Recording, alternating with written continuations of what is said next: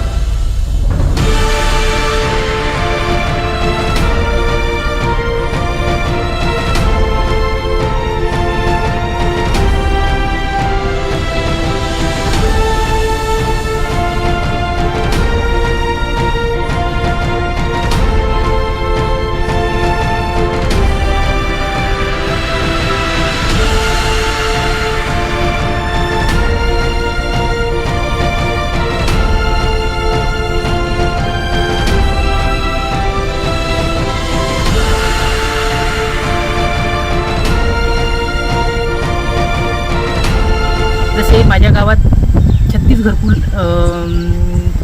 Sanction झाले. त्यामध्ये मी 36ही लोकांना कंपल्सरी केले की प्रत्येकाने आपल्या घरावरचे छतावरचे पाणी संकलन करावे आणि रूफटॉप रेन वॉटर हार्वेस्टिंग सर्वांना कंपल्सरी केले.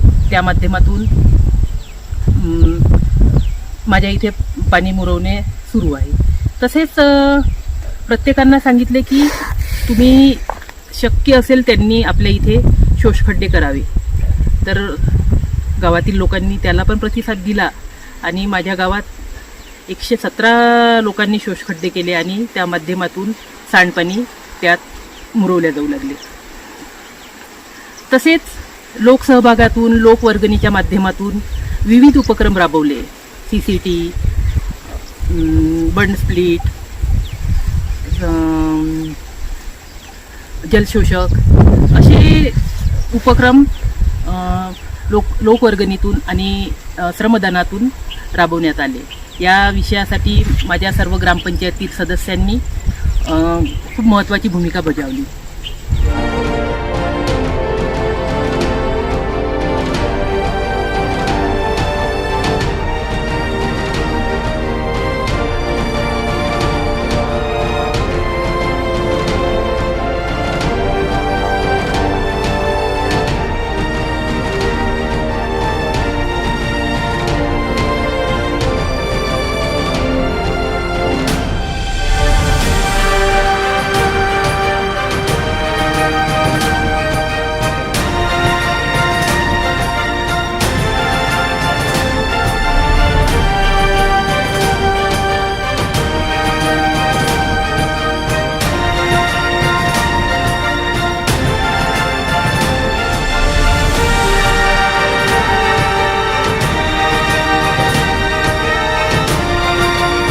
मी नारायण इंगोले बोलत आहे. हे अटल भूजल योजनेतील पाणीवर पाणी जेव्हा उपक्रम गाजवला आहे त्याच्यामुळे यंदा ही ईद किती भरली आणि याचा आम्हाला बराचसा फायदा झाला. नमस्कार. मी हिम्मत नखाते, राहणार सिंधी उमरी.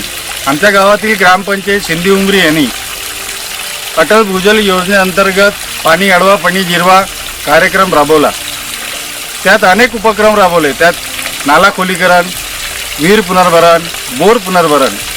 माझ्या शेताच्या बाजूला 200 मीटरवर एक नाला आहे. त्या 200 मीटर खोलीकरण त्याचं झालं. एक बंधारा झाला. त्या बंधाऱ्यामुळे माझ्या शेतातील विहीर पुनर्भरण आणि बोर पुनर्भरण या उपक्रमातून आम्ही हे राबवलं. आणि त्या उपक्रमाचा फलित म्हणजे हा माझा बोर हा गेले 1 महिना झाला ओव्हरफ्लो होतो आहे. आणि तो किती दिवस झाले सांगता येणार नाही. परंतु या पाणी अडवा पाणी जिरवा या कार्यक्रमाअंतर्गत राबवण्यात आलेले कार्यक्रम याचं फलित म्हणजे हा बोर आहे असं मला वाटते. विहीर 55 लोकांनी आपल्या विहिरीचे पुनर्भरण केले आणि 22 लोकांनी बोरचे पुनर्भरण केले. तर त्याचा रिझल्ट आज असा दिसून राहिला की आमच्या येथील गावातील विहिरीची पाण्याची पातळी पुष्कळशी वर आलेली दिसते. तर हे सर्व रिझल्ट जे आहे ते आम्ही जे अटल भूजलच्या माध्यमातून जे कार्यक्रम राबवले त्याचा आम्हाला आता रिझल्ट दिसत आहे आणि भविष्यातही हा रिझल्ट आमचा कायम राहणार आहे. कारण हे कामं शाश्वत आहे आणि याची आम्हाला निरंतर याचा फायदा दिसणार आहे. गावातील लोकांना प्लास्टिक मल्चिंगचे सुद्धा महत्त्व पटले आणि आमच्या इथे प्लास्टिक मल्चिंगवर लोकांनी मोठ्या प्रमाणात मागील वर्षी भाजीपाला आणि भरघोस उत्पन्न घेतले. तसेच त्यांनी स्वखर्चातून ड्रीपसुद्धा केली आणि त्यामुळे त्यांना पाणी बचतीचे महत्त्व आज लोकांना कळू लागले आणि त्या ड्रीपच्या माध्यमातून त्यांनी आपले पिकाचं योग्य नियोजन केलं.